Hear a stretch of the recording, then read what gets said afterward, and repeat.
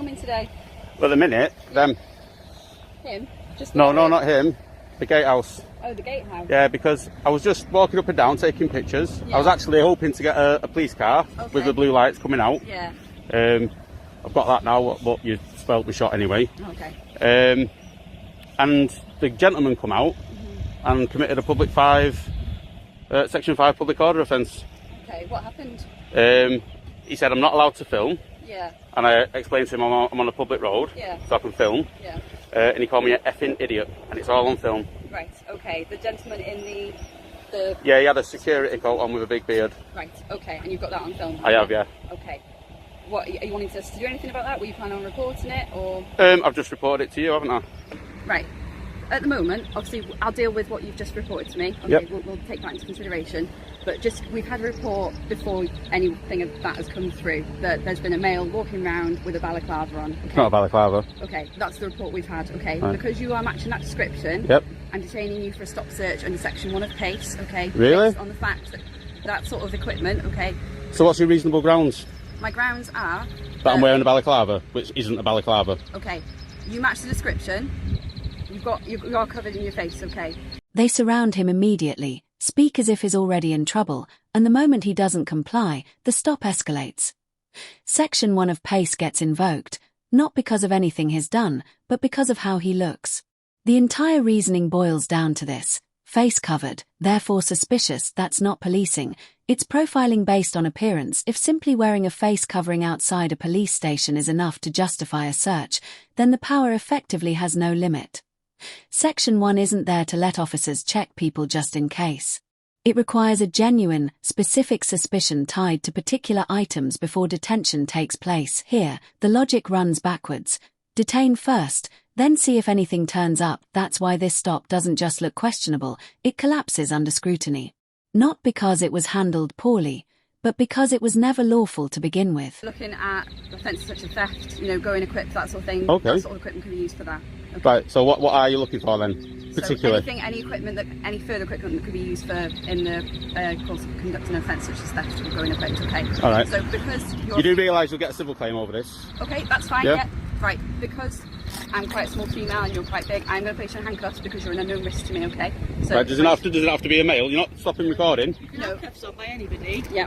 What are you doing holding the handcuffs? I'm just doing like that, holding handcuffs. I don't need an explanation.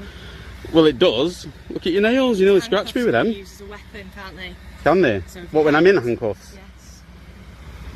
I can assure you now I'm going to cooperate. I don't agree to the search and I don't consent to the search. I'll make that clear. You don't have to consent. Okay, I've detained you in Section 1 of PACE. You don't have to agree to it. It's Yeah, not a no. voluntary thing. Okay.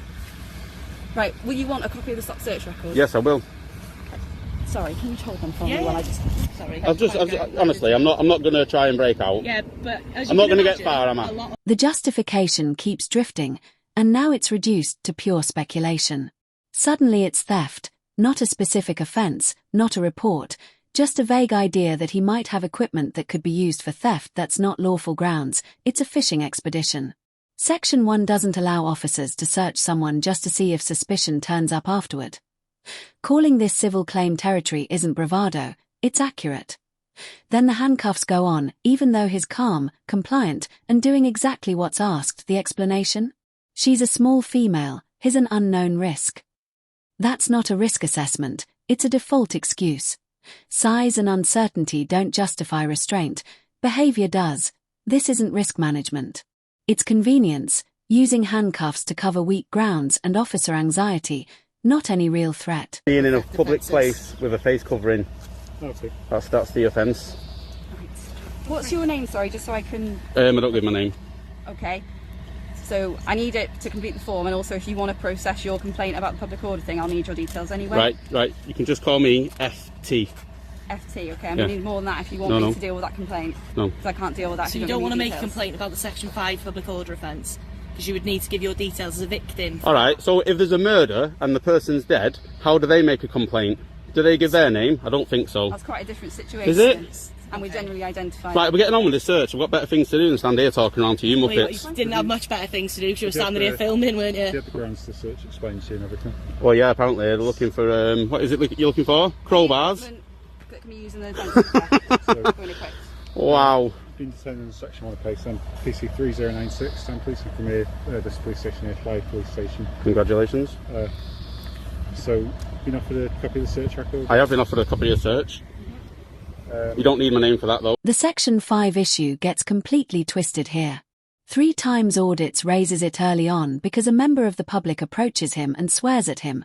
That's the conduct that could actually amount to a public order offence. The officers let that go. Then later, they flip Section 5 on its head and point it back at him. Suddenly, they're demanding his name, claiming they can't progress the complaint without it. As if reporting an offence turns you into the suspect. That's not how complaints work. You don't lose the right to report wrongdoing because you won't hand over personal details on demand. The timing gives it away. Section 5 only becomes relevant once officers are frustrated and looking for leverage. This isn't about addressing disorder, it's about regaining control. Reframe the complainant as the problem, and the original behaviour quietly disappears. Okay, so top cuff's going to come off first. Shouldn't have been put on really, should it? When you're detained for a search, it's the officer's choice whether to put you in handcuffs, but we are legally allowed to do so. We'll see.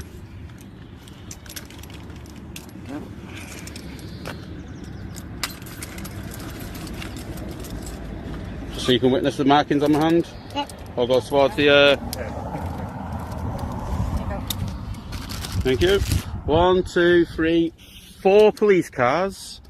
1, 2, 3, 4, 5, 6 police officers. We all constables. No detectives here, is there? No inspectors. Couldn't detect anything, could they?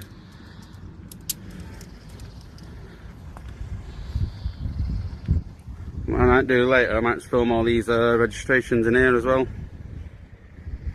Alright. I'll probably just put them on the internet. What are you going to do that for? Because I like taking videos and putting them on the internet. People's registrations of their vehicles. It's not illegal though, is it? You can film wherever you want. Exactly. The search ends exactly how it was always going to, with nothing found. When the cuffs come off, the marks on his wrists are unmistakable, deep impressions that don't come from brief or necessary restraint. When restraint leaves visible marks, it stops looking like safety and starts looking like punishment for not complying with the narrative. Then comes the quiet contradiction that finishes it all. When he asks if continuing to film vehicles is illegal, the officer replies, "You can film whatever you want." That single line undoes everything that came before it. If filming is lawful at the end, it was lawful at the start, and the detention, handcuffs, and search collapse with it. What's left isn't confusion, it's a clear example of how quickly rights can be sidelined when they're exercised in a way that isn't welcomed. So why'd you wear the thin blue line badge then? Part of the gang? Do you know more people, the public, have died in police custody in the last 30 years than police officers have died on active duty in the last 100 years? Where's your badge for that? Silence. Feel proud today? Done a good job today? Go home and tell the children. I advise you that your actions could be construed as hostile reconnaissance towards terrorism. What? I just said you've done a good job today. Police personal vehicles. Hostile. For the purpose of putting them on Terrorism. for whatever reason that might Oh, be. go on, keep digging that hole. It's hostile reconnaissance for terrorism offences. Hostile. If I was hostile reconnaissance, I wouldn't be overt, would I? No, I'd be you don't understand covert. what hostile reconnaissance means. It's all right. You're allowed to do reconnaissance. You're If not I wanted to, I could map all this ground. It could be construed as committing hostile reconnaissance for terrorism offences. I'm just Right. making you aware Right, of okay, that. let me make you aware of this. If you think I'm a terrorist, you should leave me alone and contact the anti-terrorism squad. Because if you thought I was a terrorist, you wouldn't all come up to me like this, would you? The moment the officer labels his filming as hostile under terrorism legislation, it gives the game away. Recording police vehicles and uploading it online isn't a terrorism indicator, it's something thousands of people do every day. There's no intelligence, no threat markers, no evidence of hostile intent, just a camera and officers uncomfortable with being observed. Using terrorism language here doesn't make the situation serious, it makes it sloppy. 3 times Audit's response is the only one grounded in reality. If you genuinely believe this is terrorism, then call counter-terrorism. That's the line. Either there's a real concern that justifies specialist involvement, or there isn't. And the fact that nothing happens beyond casually dropping the word tells you everything. Terrorism isn't a vibe, and using it like one exposes just how empty this stop really was. What I said was, your actions could be construed as hostile reconnaissance. I've had enough of you now, off your pop.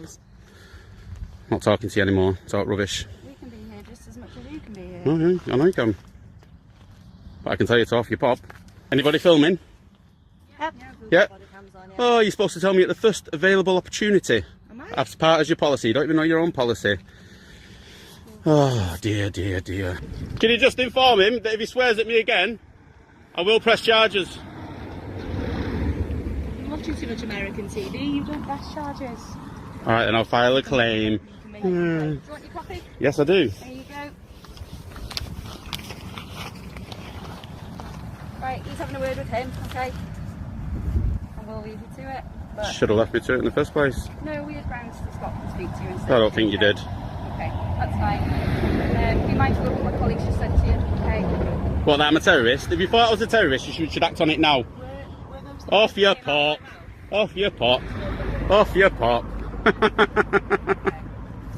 See you later. Stand here all day. Alright, cool. Yeah, see? Knew you'd leave first. I'll bid you. Wait, are you going to the shop to buy some polish for your boots? Not seen a bit of polish in years then. By the time the officers walked away, the outcome had already been decided, long before the search ended. Not by evidence, but by assumption from the very start, 3 times Audits wasn't treated as a citizen exercising a lawful right, but as someone to be managed. This stop wasn't reactive to crime, it was preemptive against transparency. That's why finding nothing didn't trigger reflection. It simply triggered disengagement. What defines this encounter is how normalized the overreach was. No panic, no chaos, just routine escalation, almost automatic. Clothing became suspicion. Filming became intent. Uncertainty became risk. Each step followed a familiar script, one that seems to run whenever officers don't like being observed. And that's more concerning than any heated exchange, because it shows how easily intrusive powers slip into everyday use without question. The aftermath confirms it.